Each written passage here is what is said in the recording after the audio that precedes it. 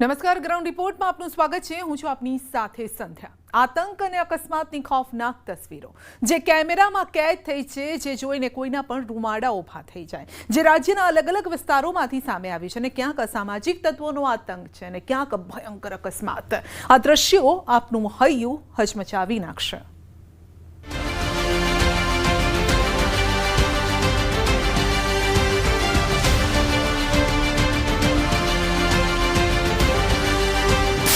રૂવાડા ઊભા કરી દે તેવા દ્રશ્યો. ત્રીજી આંખમાં કેદ ખૌફનાક તસવીરો. રાજકોટમાં અસામાજિક તત્વો બેફામ. પોરબંદરના મેળામાં મંડપ થયો ધરાશાયી. અકસ્માતના હચમચાવી નાખતા દ્રશ્યો. વડોદરામાં આખલાનો આતંક. અલગ અલગ શહેરથી અલગ અલગ જગ્યાએથી રૂવાડા ઊભા કરી દે તેવી તસવીરો કેમેરામાં કેદ થઈ છે. ક્યાંક અસામાજિક તત્વો છાંકટા બન્યા તો ક્યાંક આખલા આતંક મચાવી રહ્યા છે. ક્યાંક રફતારના રાક્ષસોનો જોવા મળી રહ્યો છે કહેર. અસામાજિક તત્વોએ કરી તોડફોડ. રાજકોટમાં ફરી એકવાર અસામાજિક તત્વોના આતંકના દ્રશ્યો સામે આવ્યા. ઝૂલેલાલ નગરમાં તોફાની તત્વોએ હદપાર કરી. સામાન્ય બોલાચાલીની અદાવત રાખી અસામાજિક તત્વોએ તોડફોડ કરી. સોડાની બોટલો ફેંકીને વાહનોને નુકસાન પહોંચાડ્યું. અસામાજિક તત્વોની આ કરતૂત સીસીટીવી કેમેરામાં કેદ થઈ. 9 જૂને વાહનો સામસામે આવી જતા સામાન્ય બોલાચાલી થઈ હતી, જેનું વેર રાખી અસામાજિક તત્વોએ તોડફોડ કરી. ક્રિકેટ ટુર્નામેન્ટમાં બબાલ. વડોદરાના મારામારીના દ્રશ્યો છે, જ્યાં ભાજપના મહિલા કોર્પોરેટર રશ્મિકાબેન વાઘેલા અને વોર્ડ નંબર 1ના ઉપપ્રમુખ હિતેશ મકવાણાએ ક્રિકેટ ટુર્નામેન્ટનું આયોજન કર્યું હતું, જ્યાં એક ટીમની તરફેણમાં અમ્પાયરે નિર્ણય આપતા બે ટીમના ખેલાડીઓ વચ્ચે ઉગ્ર બોલાચાલી થઈ. પછી મામલો એવો બીચક્યો કે બેટ અને સ્ટમ્પ વડે મેદાન પર જ મારામારી શરૂ થઈ ગઈ. મારામારી દરમિયાન કેટલાક યુવકોએ વિજેતાઓને આપવા માટે મૂકેલી ટ્રોફીનો જ ખુરદો બોલાવ્યો. આખરે પોલીસે સ્થળ પર પહોંચી મામલો શાંત પાડ્યો. એક યુવકને પોલીસનો દંડો માથામાં વાગતા તેને ઈજા પહોંચી. મેળા ગ્રાઉન્ડમાં મંડપ પડતા એકનું મોત. આ દ્રશ્ય પોરબંદરના ચોપાટી મેળા ગ્રાઉન્ડના છે, જ્યાં રામદેવ પીરનો મંડપ ઉત્સવ યોજાયો. જો કે જ્યારે મંડપનો સ્તંભ ઊભો કરવામાં આવી રહ્યો હતો ત્યારે જ દોરડું તૂટતા સ્તંભ નીચે પટકાયો, જેના કારણે નીચે ઊભેલા એક વ્યક્તિનું મોત થયું, જ્યારે કે 15 જેટલા ભક્તોને નાની મોટી ઈજા થઈ. મળતી માહિતી મુજબ વહેલી સવારે મંડપ ઊભો કરવાનું મુહૂર્ત હતું. રામદેવ પીરના જયકારા સાથે મંડપ ઊભો કરવાનું શરૂ થયું. અચાનક દોરડું તૂટી ગયું. આ દુર્ઘટના બાદ ફરી એક વખત તમામ વિધિ વિધાન સાથે મંડપ ઊભો કરાયો. મળતી માહિતી મુજબ મૃતક દર્શનાર્થીનું નામ વનરાજ ગોરાણીયા છે, જેઓ ઝુંડાળા વિસ્તારના વતની હતા. આપણે હાલ ઊભા છીએ પોરબંદરના ચોપાટી મેળા ગ્રાઉન્ડ ખાતે. આપ મારી પાછળ જોઈ શકો છો કે જે રામદેવ પીરનો જે મંડપ જે છે તે મંડપ અત્યારે ખોલો થયેલો જોવા મળે છે. આ મંડપ આજે વહેલી સવારે જ્યારે 7 થી 7:30 વાગ્યાની વચ્ચે મંડપ ખડો થઈ રહ્યો હતો, ત્યારે ઓચિંતો જ જે અકસ્માતે આ મંડપ છે તે નીચે પટકાતા જે દર્શનાર્થીઓ જે મોટી સંખ્યામાં સવારે આવ્યા હતા, તેમાંથી એક જે દર્શનાર્થી જે છે ઝુંડાળાના રહેવાસી 54 વર્ષીય જે વ્યક્તિ વનરાજ કરીને ભાઈ, તેમનું મોત નીપજ્યું છે. તેમજ 15 જેટલા જે દર્શનાર્થીઓ છે તેઓને નાની મોટી ઈજા થતા તેઓને પોરબંદરની જે સરકારી ભાવસીજી હોસ્પિટલ છે ત્યાં સારવાર માટે ખસેડવામાં આવ્યા છે. મહત્વની વાત છે કે આ જે મંડપ હાલ આપ જે ખડો થયેલો જોવો છે તે ત્યારબાદ ફરી એક વખત જ્યારે મંડપ જે છે તે વિધિ વિધાન સાથે ફરી એક વખત ખડો કરવામાં આવ્યો, ત્યારબાદ જે મંડપ છે તે ખડો થયો હતો. અને હાલ આપ જોઈ શકો છો કે હજુ પણ જે દર્શનાર્થીઓ છે તે દર્શન કરતા જોવા મળે છે.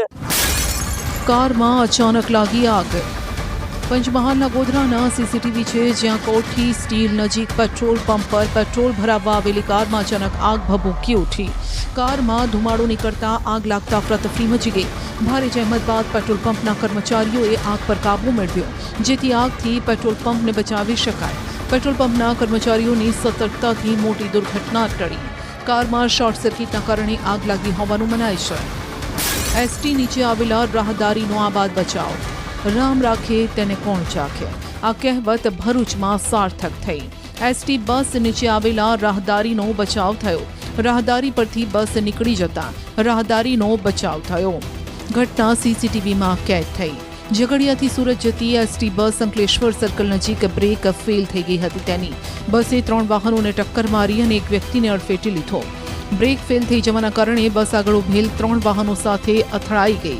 દુર્ઘટનાના કારણે ઘટના સ્થળે થોડીક અફરાતફરીનો માહોલ સર્જાયો. જો કે સદનસીબે કોઈ જાનહાનિ ન થઈ. નજીકમાં મારી ગાડીની બ્રેક ફેલ થઈ ગયેલી, તે ગાડી ગિયરમાં કંટ્રોલ કરી નાખી અને કોઈને કશું નુકસાન થયું નહીં.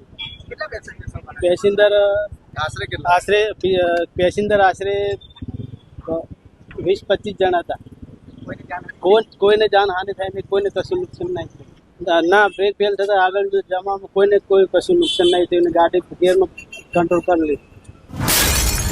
માતા પુત્રીને ટ્રકે અડફેટે લીધા. વલસાડના ધરમપુર રોડ પર ગંભીર અકસ્માત સર્જાયો, જ્યાં મોપેડ પર જઈ રહેલી માતા પુત્રીને એક ટ્રકે અડફેટે લેતા પુત્રીનું સારવાર દરમિયાન મોત થયું.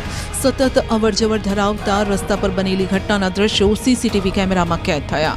આ દરમિયાન માતાએ અચાનક જ રસ્તા પર ટર્ન લઈ લેતા પસાર થઈ રહેલ એક ટ્રકે તેને અડફેટે લીધા હતા. ટ્રકની અડફેટે આવતા જ મોપેડ સહિત માતા પુત્રી ટ્રકના આગળના ટાયર નીચે દબાઈ ગયા. ટ્રક ચાલકે બ્રેક મારવાની જગ્યાએ માતા અને પુત્રીને 10 ફૂટ સુધી ઢસડ્યા. ઘટના બાદ ટ્રક ચાલક ફરાર થઈ ગયો. જો કે લોકોનું ટોળું એકઠું થઈ જતા ઈજાગ્રસ્ત માતા અને પુત્રીને સારવાર માટે હોસ્પિટલ ખસેડાયા, જ્યાં સારવાર દરમિયાન 8 વર્ષની પુત્રીનું મોત થયું. ટોલ પ્લાઝા પર ટ્રક ચાલકને માર્યો માર. સુરેન્દ્રનગરના ધ્રાંગધ્રા હળવદ હાઈવે પર ટ્રક ચાલકને માર મારતા ડ્રાઈવરોએ ચક્કાજામ કર્યો. સોલડી ટોલ પ્લાઝા પર ટ્રક ચાલકને માર મારતા અન્ય ટ્રક સહિતના ડ્રાઈવરે વિરોધ કર્યો. ડ્રાઈવરે ચક્કાજામ કરતા રોડની બંને બાજુ વાહનોની લાંબી કતાર લાગી. અંદાજે 3 કિલોમીટરથી વધુ વાહનોની લાંબી કતાર જોવા મળી. વાહન ચાલકો મુશ્કેલીમાં મુકાયા. જો કે પોલીસે સ્થળ પર પહોંચી ચક્કાજામ કરી રહેલ લોકોને સમજાવવાનો પ્રયાસ કર્યો. રસ્તા પર આખલાનો આતંક. રખડતા ઢોરોના કારણે હવે રસ્તા પર ચાલવું રાહદારીઓ માટે મુશ્કેલ બની ગયું છે. ફરી એકવાર રખડતા ઢોરના આતંકના દ્રશ્યો સામે આવ્યા. વડોદરાના શિનોરમાં વણઝારી તરફ જતા રોડ પરથી પસાર થતા રાહદારી પર આખલાએ જીવલેણ હુમલો કર્યો. સીસીટીવીમાં તે જોઈ પણ શકાય છે. શાંતિથી ચાલતા રાહદારીને આખલો કેવી રીતે પાછળથી આવીને ફંગોળી રહ્યો છે. ત્યારે હવે રખડતા ઢોરને લઈને કડક કાર્યવાહીની તંત્ર સમક્ષ માંગ થઈ રહી છે. પશુ માલિકોની દાદાગીરી કેમેરામાં કેદ. રખડતા ઢોરને પકડવા જો તંત્ર કાર્યવાહી કરે તો તેમને પશુ માલિકોની દાદાગીરીનો સામનો કરવો પડે છે. વડોદરામાં પશુ માલિકની દાદાગીરી કેમેરામાં કેદ થઈ છે.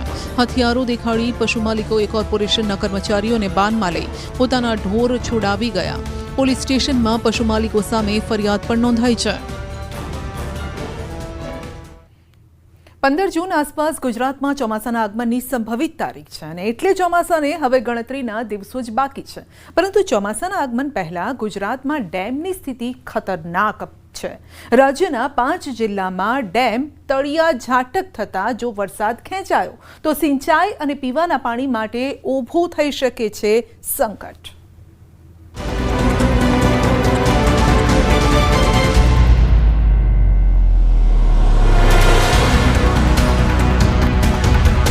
સૂકો ડેમ, સૂકી નદી, સૂકા તળાવ, સૂકી ભટ્ટ કેનાલ. કુવા અને બોરના જે પાણી છે એ તળિયે ગયા છે અને દેવભૂમિ દ્વારકા જિલ્લાના જે તળાવો છે એ તળાવો પણ અત્યારે તળિયા ઝાટક છે. પાણી પૂરું થવા થોડુંક પાણી પીવા જેટલું છે, પણ વરસાદ જો મોડો થશે તો પાણીના પીવામાં ઈ પૂરું પડે એમ નથી. આ દ્રશ્યો છે સૌરાષ્ટ્રના, જ્યાં વરસાદ ખેંચાય તો ઊભું થઈ શકે છે જળ સંકટ. સૌરાષ્ટ્રના 5 જિલ્લાના ડેમ ખાલીખમ. 38 જેટલા ડેમ તળિયા ઝાટક. ડેમમાં 10% જેટલું જ બચ્યું છે પાણી. સુરેન્દ્રનગર જિલ્લાના તમામ મોટા ડેમો જળાશયોમાં 20% થી પણ ઓછું પાણી છે અત્યારે, એક ધોળી ધજાને બાદ કરતા. ખેડૂતે એવા સમાચાર સાંભળીને કોકે મગફળી કોકે કપા એ બધું વાવી નાખ્યું. મોટા ભાગના બિયારણો મોંઘા છે અત્યારે અને કેનાલોથી માંડીને બધું ખાલી પડ્યું છે. તો ખેડૂતને લોકોને પાણી મળે એવી સુવિધા કરે અત્યારે તો સારું. મોંઘા મગના બિયારણ બગડી જશે. સૌરાષ્ટ્રના રાજકોટ, મોરબી, દ્વારકા, સુરેન્દ્રનગરના ડેમ હવે તળિયા ઝાટક થવા લાગ્યા છે. ગુજરાતમાં ચોમાસાના આગમન પહેલા જળ સંગ્રહની સ્થિતિ ચિંતાજનક સ્તરે પહોંચી ગઈ છે, જેમાં ખાસ કરીને સૌરાષ્ટ્રમાં પાણીની અછત વર્તાઈ રહી છે. વરસાદ વધુ સમય સુધી ખેંચાય તો સિંચાઈની તેમજ પીવાના પાણીની સમસ્યા વધુ વિકટ બનવાની પૂરતી સંભાવના છે. દ્વારકાના 14 ડેમમાં 20% કરતાં ઓછું પાણી છે. આપણી મોટાભાગની સિંચાઈ યોજના અમે જે તમને 2 થી 3 ડેમ કીધેલા, વર્તુ 2 અને ઘી ડેમ, સાની ડેમનું હાલ કન્સ્ટ્રક્શન ચાલુ છે. વર્તુ 2 અને ઘી ડેમ સિવાય આપણે તમામ ડેમો ખાલી અવસ્થામાં છે. કદાચ 0.5% કે એ રીતના પાણી ભરેલું છે, પણ નગણ્ય જેવું પાણી છે. બરાબર છે. તો હવે હાલ આપણે આશા રાખીએ કે જલ્દી વરસાદ આવે અને આપણા ડેમો બધા ભરાઈ જાય. હા, જો પાણી કદાચ ખેંચાય તો નર્મદા મારફત પાણી પુરવઠા વિભાગે એ પાણી પોતાની રીતે મંગાવવાનું રહેશે, અથવા સૌની યોજના મારફત આપણે જે ડેમોમાં લિંક થયેલું છે તો એમાં આપણે પાણી મંગાવવાનું રહે છે. દ્વારકામાં જે ડેમો પર મોટાભાગના શહેરો અને ગામો નભે છે, તેમાં 14 ડેમમાંથી 11 ડેમ સંપૂર્ણ તળિયા ઝાટક થઈ ગયા છે. ખંભાળિયા શહેર અને આસપાસના ગામોને સિંચાઈનું પાણી પૂરું પાડતા ઘી ડેમમાં માત્ર 15 થી 20% જ પાણીનો જથ્થો છે. ભાણવડ પાસે આવેલા વર્તુ 2 ડેમમાં પણ 15 થી 20% જેટલો પાણીનો જથ્થો છે. થોડા દિવસ ચાલે એટલો જ આ જથ્થો બચ્યો છે, એટલે જો વરસાદ ખેંચાય તો પાણીની સમસ્યા સર્જાશે તે નક્કી છે. સૌરાષ્ટ્રમાં હાલ વરસાદ ખેંચાયો છે, ત્યારે દેવભૂમિ દ્વારકા જિલ્લાના ડેમોની વાત કરીએ તો દેવભૂમિ દ્વારકા જિલ્લામાં 14 ડેમો આવેલા છે. આ 14 ડેમોમાંથી માત્ર 2 ડેમોમાં જ પીવાનું પાણી બચ્યું છે. ત્યારે વાત કરીએ તો 11 ડેમ સંપૂર્ણ ખાલી થઈ ચૂક્યા છે. હું આપને દ્રશ્યો બતાવીશ. દેવભૂમિ દ્વારકા જિલ્લાના મુખ્ય મથક જામખંભાળિયામાં આવેલા ઘી ડેમ છે. ઘી ડેમમાં માત્ર 20% જેટલું જ પાણી હોય, 1 મહિનો દિવસ ચાલે તેટલો જ પાણીનો સ્ટોક છે. સિંચાઈ વિભાગના અધિકારીના જણાવ્યા અનુસાર ખંભાળિયામાં આવેલ ઘી ડેમમાં માત્ર 20% પાણી છે. ત્યારે વાત કરીએ તો દ્વારકા જિલ્લાના ભાણવડ પાસે આવેલો વર્તુ 2 ડેમ, આ વર્તુ ડેમમાં પણ માત્ર 20% જેટલું પાણી હોય. ખેડૂતો પણ કહી રહ્યા છે કે ગયા વર્ષે ભીમ 11ના દિવસે વાવણી લાયક વરસાદ થયો અને ભીમ 11ના દિવસે જ વાવણી પણ કરી દેવાય. આ વર્ષે વરસાદ ખેંચાતા આગોતરા વાવેતર થઈ શકે તેમ નથી. જિલ્લાના મોટાભાગના ડેમ પણ ખાલી થઈ ચૂક્યા છે, જેના કારણે ખેડૂતો હવે કુવા અને બોર પર આધારિત રહ્યા છે. વરસાદ ખેંચાણવાના કારણે કુવામાં કે ડેમોમાં કે પાણી રહ્યા નથી અને આગતરું પાક અત્યારે થાય એમ છે નહીં. વહેલી તકે વરસાદ થાય તો સારું છે, બાકી નગર પાણીની તંગી આવે એમ છે. ડેમો, કુવા, બોર, તળાવો બધા પાણી અત્યારે હાલ તળિયા ઝાટક છે અને ખેડૂત ઉપર આપ નીચે તાકી રહ્યો છે કે જલ્દીથી વરસાદ થાય. વાવું કે બોર, કુવા બધે પાણી અટાણે પૂરું થવા આવ્યું. હવે વરસાદ મોડો થયો તો અમારે બધું વાવેતરે શું છે લેટ થશે, એટલે તો પણ પીવાના પાણીને હવે જો મોડો વરસાદ થાય તો અમારે તકલીફ થાય. એટલે જેમ બને એમાં આ કેનાલ થકી પાણી કઈ આવે તો અમારે પીત વહેલું થાય, પણ એ વરસાદ થયો નથી, પાણી ડેમમાં છે નહીં. કલ્યાણપુર તાલુકાના રાવલ નજીક આવેલ સાની ડેમ છેલ્લા 6 વર્ષથી ખાલી છે. સાની ડેમ 6 વર્ષ પહેલા જર્જરિત હાલતમાં હોવાથી તોડી પાડવામાં આવ્યો. ત્યારબાદ આ ડેમનું નિર્માણ કાર્ય ધીમી ગતિએ ચાલતું હોય. 6 વર્ષથી હજુ પણ આ ડેમનું કામ પૂર્ણ ન થતા આસપાસના ગ્રામ્ય વિસ્તારના ખેડૂતોમાં રોષ છે. દ્વારકા જિલ્લાના કલ્યાણપુર અને દ્વારકા તાલુકાના 110 ગામોને પીવાના પાણી તેમજ ખેડૂતોને સિંચાઈનું પાણી પૂરું પાડતો સાની ડેમ 6 વર્ષથી તંત્રની ઢીલી નીતિના કારણે ખાલી પડ્યો છે.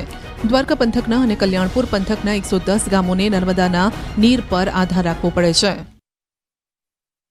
આ સાની ડેમ 110 ગામને પાણી પુરવઠાનું પાણી પૂરું પાડે છે. 18 થી 20 ગામને પીવાનું ખેતી માટેનું પાણી પૂરું પાડે છે. 6 વર્ષથી આ ડેમ બંધ હાલતમાં હતો. 2 વર્ષથી આ લોકોએ કામ ચાલુ કર્યું છે. એટલી ગોકળ ગતિએથી કામ ચાલુ છે. ખરેખર 1 વર્ષનું કામ હતું, એ 2 વર્ષે હજી અડધું પણ નથી થયું, હજી 2 થી 3 વર્ષ થશે. અને અમને તો એવું લાગે છે કે ક્વોલિટીમાં પણ અને કામની ક્વોલિટીમાં પણ થોડો ફેરફાર હોય, એ ચેક કરે સરકાર. પરંતુ એ રોક બ્રેકર ખોદતા પથ્થર ખોદવામાં ઘણો બધો સમય લાગી જાય એમ હતો, કે એકદમ સખત હાર્ડ રોક પથ્થર હતો. એટલે સરકારશ્રીની કમિટી દ્વારા નક્કી કરવામાં આવ્યું કે આ પથ્થરને ખોદાણી કામગીરી હાર્ડ રોકની બ્લાસ્ટિંગથી કરવી, જેથી સરકારશ્રીએ આમાં બ્લાસ્ટિંગથી કામગીરી કરવાથી બંને કાંઠાના જંકશનો નબળા પડવાની શક્યતા હોવાને કારણે બંને કાંઠાના જંકશનો તોડી અને ફરીથી નવા કરવાનું નક્કી કરેલ હતું. જેથી આ જે જૂની એજન્સી હતી એના કામગીરીમાં ઘણો બધો વધારો અને એક્સેસ થવાની સંભાવના, જે સરકારશ્રી નક્કી કરેલ હતું કે નવો ટેન્ડર બહાર પાડી ફરીથી આ જે 7-8 કરોડનો જે વધારો થયો છે અને નવું ટેન્ડર બહાર પણ કામગીરી કરવામાં આવે. રાજકોટમાં 27 ડેમમાંથી 12 ડેમમાં 20% જ પાણી છે. ગયા વર્ષે ખૂબ સારો વરસાદ વરસ્યો, જેના કારણે ખેડૂતો ખુશ હતા. ખાસ કરીને સૌરાષ્ટ્રમાં ચોમાસાની વિદાય સમયે ધોધમાર વરસાદ થયો, જેના કારણે સૌરાષ્ટ્રના મોટાભાગના જળાશયો ભરાઈ ગયા અને એટલા માટે ખેડૂતોને પણ આશા હતી કે આ વખતે ઉનાળુ પાક પણ લઈ શકાશે. જો કે તમામ જળાશયો ચોમાસામાં ભરાઈ ગયા હોવા છતાં ઉનાળો આવતા મોટાભાગના જળાશયોમાં તળિયા દેખાવા લાગ્યા. ખેડૂતોએ ઉનાળુ પાકમાં તલ, મગ, અડદ સહિતના પાક લીધા. તમામ પાકને અંતિમ વખત પિયતની જરૂર હોય તેવા સમયે જ વરસાદ ખેંચાયો, જેથી મુશ્કેલી વધી શકે છે. જળાશયોમાં પણ પાણી તળિયે ગયા છે. આ ઉપરાંત કૂવાના જળસ્તર પણ તળિયે ગયા છે. આવી પરિસ્થિતિમાં ખેડૂતો ચિંતામાં મુકાયા છે અને સૌથી ખરાબ હાલત પશુપાલકોની છે. વરસાદના આશાએ ઘણા ખેડૂતોએ આ વખતે લેટ વરસાદ થવાથી થોડું પાણી હોવાથી થોડું ઘણું વાવેતર કરી દીધું હોય, એ પાછું તરત જ મોલ મુરઝાઈ જાય. સાથે જે પશુપાલન રાખતા હોય તેમનો પશુઓનો જે નિભાવ હોય એના માટે પણ વધુ ખર્ચો થાય અને પશુઓને નિભાવવા માટે જે પાણી ન હોય તો પાણીથી જ બધી વસ્તુઓ જે પાકતી હોય છે, તો પાણીના ડેમ ખાલી થઈ જવાથી નિરણનો ઓછી થાય. ખેડૂતો અને પશુપાલકોને એવી સ્થિતિ છે કે આજે પાણીનો વપરાશ વધતો રહ્યો અને એના હિસાબે અને ચોમાસું થોડુંક લેટ છે અને થોડુંક તાપમાન પણ વધુ પડ્યું, એટલે પશુપાલકોને જે ઘાસચારામાં છે એમાં પણ તકલીફ થાય અને ખેડૂતોને જે માવઠું થોડાક દિવસો પહેલાં જે થયું અને જે થોડુંક આગોતરું વાવેતર ખેડૂતે કર્યું તો એ વાવેતરમાં પણ પાણીની શોર્ટેજની હિસાબે ઘણું બધું ખેડૂતોને નુકસાન થાય એમ છે. ગયા વર્ષે રાજકોટ સહિત સૌરાષ્ટ્રભરમાં જે છે ખૂબ જ સારો વરસાદ વરસ્યો હતો અને એને લઈને રાજકોટ સહિત જે છે સૌરાષ્ટ્રના તમામ જળાશયો છે, મોટાભાગના જળાશયો છે તે ઓવરફ્લો થઈ ગયા હતા. જો કે ત્યારે ખેડૂતોને આશા હતી કે આ પાણી છે તે ઉનાળાના અંત સુધી ચાલશે. આવતું ચોમાસું પણ આરામથી જોવા મળી શકે છે. જો કે ચોમાસું શરૂ થાય એ પહેલાં જ ઉનાળો જે છે ઉનાળાના આખરી તબક્કામાં જ અનેક ડેમમાં છે તે અત્યારે પાણી ડૂકી ગયા છે. આ તરફ સિંચાઈ વિભાગ દ્વારા પાણીની આગામી પરિસ્થિતિને પહોંચી વળવા માટે આયોજન કરાયું છે, પરંતુ ક્યાં સુધી નર્મદાના નીર પર આધારિત રહેવું પડશે તે સવાલ છે. હવે જો વરસાદ ખેંચાશે તો આપણે સૌની યોજના થ્રુ બધા ડેમોમાં પીવાના પાણી અને સિંચાઈ માટે પાણી પૂરું પાડવાની યોજના બનાવેલ છે. ઇન્ડિયન મેટ્રોલોજીકલ ડિપાર્ટમેન્ટની આગાહી પ્રમાણે 15 જૂન સુધીમાં તો વરસાદ શરૂઆત થઈ જશે. એટલે જો પણ વરસાદ ખેંચાશે તો સૌની યોજના થ્રુ આપણે ડેમોમાં પાણી ભરીને પીવાના પાણીની તંગી નહીં સર્જે અને સિંચાઈ માટે પાણી પૂરું પાડવામાં આવશે. સુરેન્દ્રનગરમાં 11 ડેમમાંથી 8 ડેમમાં 20% પાણી.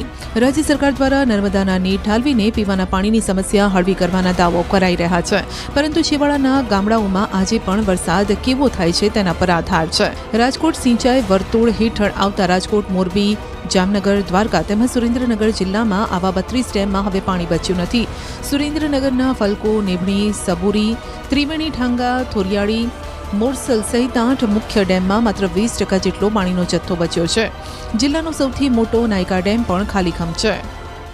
સમગ્ર રાજ્યમાં ચાલુ વર્ષે ચોમાસું વહેલું આવવાની જે છે એ શક્યતાઓ સેવાઈ રહી છે, પરંતુ ખાસ કરી જો સુરેન્દ્રનગર જિલ્લાની વાત કરવામાં તો સુરેન્દ્રનગર જિલ્લામાં વરસાદના હજુ સુધી કોઈ એંધાણ વર્તાઈ રહ્યા નથી. સુરેન્દ્રનગર જિલ્લાના જો જળાશયોની વાત કરવામાં આવે તો 11 જળાશયો જે મુખ્ય છે એ પૈકી 8 જળાશયો છે એમાં 20%થી ઓછું છે એ પાણીનો જથ્થો હાલ છે. જો વરસાદ ખેંચાય તો ખાસ કરીને સાયલા, મૂળી, ચોટીલા, થાન સહિતના જે તાલુકાઓ છે આ તાલુકાઓમાં ગ્રામ્ય વિસ્તારોમાં પીવાને પાણીની વિકટ સ્થિતિ સર્જાય તેવી શક્યતા છે. અને નર્મદા આધારિત જે સુરેન્દ્રનગર શહેરનો ધોળીધજા એક ડેમ છે, આ એક ડેમ છે એ હાલ ભરેલો છે. બાકીના તમામ જળાશયો છે તેમાં 20% કરતા જે છે પાણીનો જથ્થો ઓછો છે. ખેડૂતોએ વહેલા વરસાદની સંભાવનામાં કપાસ સહિતના પાકોનું મોટા પ્રમાણમાં આગોતરું વાવેતર કર્યું. ત્યારે હવે સિંચાઈ માટે પાણી ઉપલબ્ધ ન થાય અને વરસાદ ખેંચાય તો ખેડૂતોના માથે ચિંતાના વાદળ ઘેરાય. તો બાકીના તમામ ડેમો ધોળીધજા સિવાયના બધા ખાલીખમ પડ્યા છે અને ખેડૂતે એવા સમાચાર સાંભળીને કોકે મગફળી, કોકે કપા એ બધું વાવી નાખ્યું. મોટા ભાગના બિયારણો મોંઘા છે અત્યારે અને કેનાલોથી માંડીને બધું ખાલી પડ્યું છે.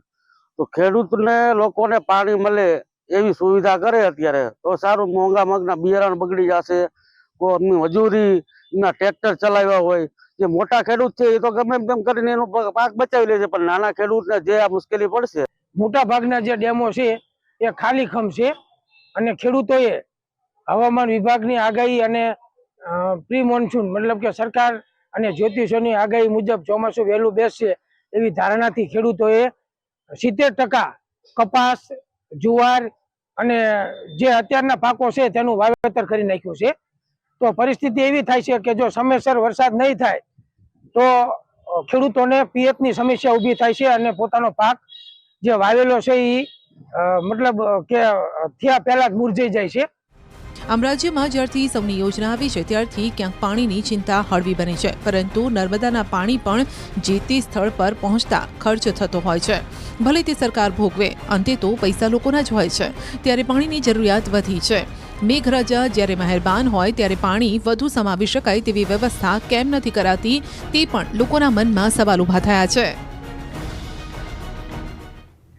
જેઠ સુદ પૂનમ એટલે ભગવાન જગન્નાથજીની રથયાત્રાનો વિધિવત પ્રારંભ. ભગવાન જગન્નાથજીની પરંપરાગત રથયાત્રા તો અષાઢી બીજના રોજ નીકળે છે, પરંતુ જેઠ સુદ પૂનમે યોજાતો જળયાત્રાનો મહોત્સવ હોય છે ખાસ. ભગવાન જગન્નાથજીની 12 યાત્રાઓ પૈકીની મુખ્ય યાત્રા એવી જળયાત્રાને આજે અમદાવાદમાં ખૂબ જ ધામધૂમથી ઉજવવામાં આવી. ત્યારે જાણીએ જળયાત્રાનું મહત્વ.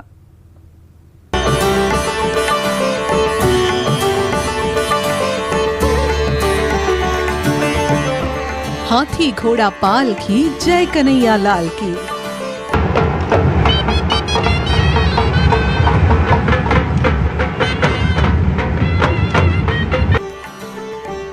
અમદાવાદના આંગણે રૂડો અવસર.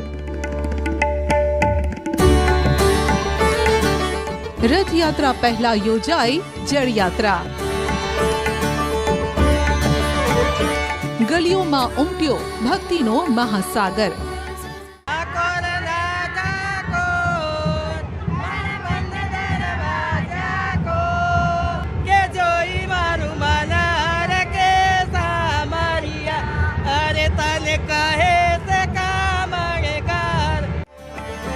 ક્યાંક રાસ ગરબાની રમઝટ.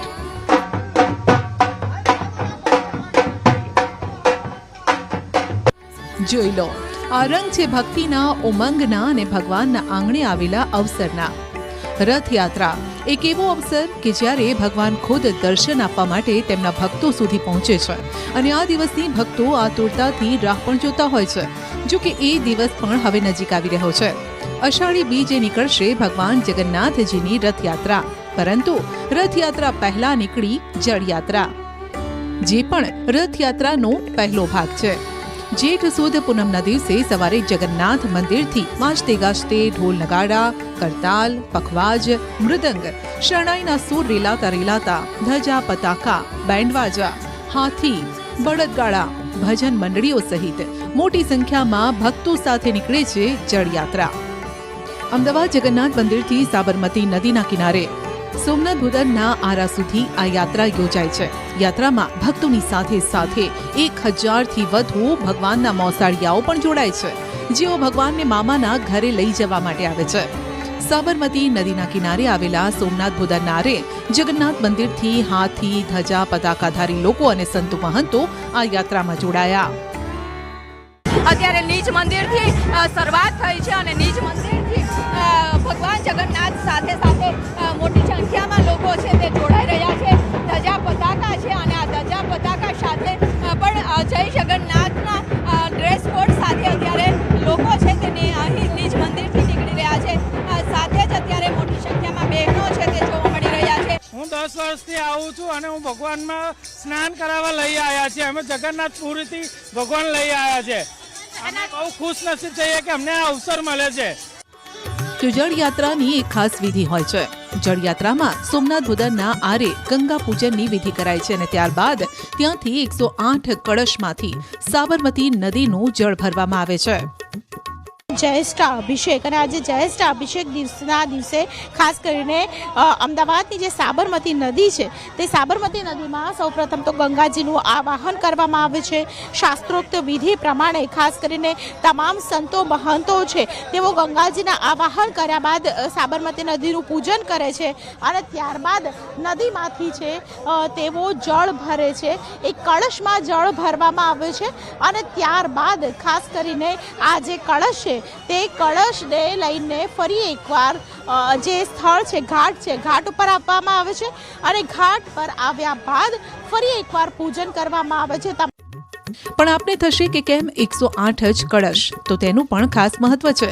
જેમ ભગવાનની માળાના મણકા 108 હોય છે અને તે મોક્ષ આપવામાં મદદરૂપ થાય છે, તે જ રીતે આ યાત્રામાં પણ 108 જેટલા નાના મોટા કળશ રાખવામાં આવે છે. તાંબા પિત્તળના આ કળશને પુષ્પથી સુશોભિત કરાય છે. ગંગા પૂજન પછી 108 કળશમાં જળ ભરી જળયાત્રા સવારે 10 વાગે મંદિરે પરત ફરે છે અને બહેનો જે આ જળ યાત્રામાં જોડાય છે તે અનેરા ઉત્સાહમાં જોવા મળે છે. ઘણા વર્ષોથી ભગવાને અમને સેવા આપી છે અને આ સેવામાં અમે જોડાયા છીએ. આજે 150 બહેનો જળયાત્રામાં જોડાઈ છે અને એ અલગ અલગ વિસ્તારમાંથી આવી છે, જે બધા કુંભ લઈને બધા આવે છે અને અહીંયા મંદિરેથી અહીંયા નદી કિનારે આવે અને નદી કિનારેથી જળ એ લઈને મંદિરે પરત મંદિર જાય છે.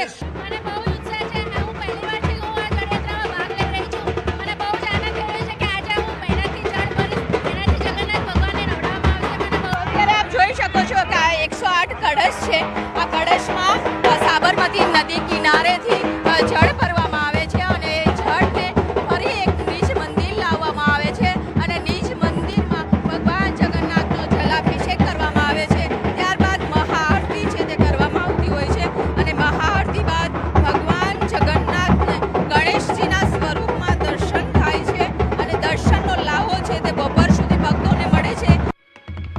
મંદિરમાં લગભગ 1 કલાક સુધી ભગવાનને શાસ્ત્રોક્ત વિધિથી જળાભિષેક કરાય છે. જળાભિષેક દરમિયાન સાધુ સંતો, ભાવિક ભક્તજનોની હાજરીમાં જગન્નાથજીના ગગનભેદી જયકારા સાથે મૂર્તિઓને દૂધથી કેસર સ્નાન કરાવાય છે.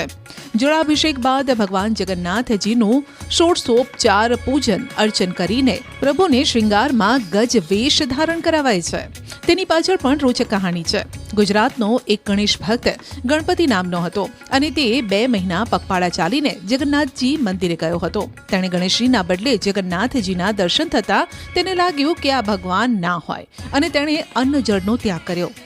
જ્યારે જ્યેષ્ઠાભિષેક થયો ત્યારે તેને ગણેશ સ્વરૂપના દર્શન થયા. ત્યારથી વર્ષમાં 1 વખત ભગવાન ગજવેશમાં દર્શન આપે છે. ત્યારબાદ ભગવાનની ભવ્ય આરતી કરાય છે. ભક્તો આ વેશમાં પ્રભુને જોવા માટે અધીરા બને છે. જળયાત્રાના દિવસે મંદિર પરિસરમાં 18 ગજરાજનું પણ પૂજન કરાય છે. આ સમયે મંદિરમાં ભક્તો ભગવાનની ભક્તિમાં લીન જોવા મળે છે. મહિલાઓમાં પણ એટલો ઉત્સાહ છે કે એક તરફ ભગવાનના ભજનિયા ગવાય છે અને બીજી તરફ દર્શન માટે આંખો અધીરી બને છે. અને અમે દર વર્ષે અહીંયા આવીએ છીએ. અમે પહેલાં જમાલપુરમાં રહેતા હતા, ત્યારથી અમે નાના હતા ત્યારથી બહુ જ અમને રસ, એટલે અમારે ગમે ત્યાં પણ દુનિયાના પડમાં હોઈએ પણ અમે આ ટાઈમે અમે હાજર થઈ જઈએ. જગન્નાથજી મહારાજની અખંડ શ્રદ્ધા છે અમને લોકોને બહુ છે. આજે મસ્ત ઉત્સવ થયો, આથીઓના બધાને સરસ દર્શન થયા, અમને લોકોને બહુ જ મજા આવી. એમ કે જય રણછોડ માખણ ચોર બેન, અત્યારે અમે સાબરમતી નદીમાં જઈએ, ભગવાનને સ્નાન થતું હતું એ અમે રૂબરૂમાં જોઈને આવ્યા. એટલો બધો આનંદનો અનુભવ લઈને આવ્યા છે ને કે અમને એમ થયું કે સાક્ષાત ભગવાન અમારી સાથે આવ્યા, પણ એ પણ ભૂલાય નહીં. હું તો કહું છું જય જગન્નાથ. આજે અમે સૌ ભાવિક ભક્તો મોસાળમાંથી આવ્યા છીએ ભગવાનને લેવા માટે. અમે ભગવાનના જળાભિષેકના દર્શન કરવાનો લાવો લઈએ છીએ. અમે ખૂબ જ ધન્યતાનો અનુભવ કરીએ છીએ. જળયાત્રાના દિવસે ભગવાનને ભાવતા ભોજન પણ કરાવાય છે. બપોરે મંદિરમાં ભંડારાનું આયોજન કરાય છે. ભંડારામાં સાધુ સંત હોય કે સામાન્ય માણસ સૌ સાથે બેસીને જમે છે. એક અંદાજ મુજબ જળયાત્રામાં 8000 લોકો જોડાયા, પણ અહીંથી કોઈ પણ વ્યક્તિ ભૂખ્યું નથી જતું. તેમના માટે ખાસ પૂરી, ભજીયા, કઢી, માલપુઆ, દૂધપાક, બટાકાનું શાક અને ભાત બનાવાયો.